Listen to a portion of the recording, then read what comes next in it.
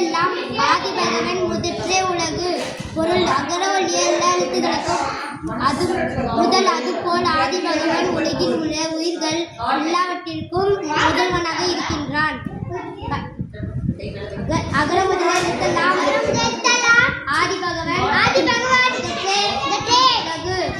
பொருள் அகர ஒலிய எல்லா எழுத்துக்களுக்கும் முதல். அதுபோல் ஆதிபகவன் உலகில் உள்ள உயிர்கள் எல்லாவற்றிற்கும் முதல்வனாக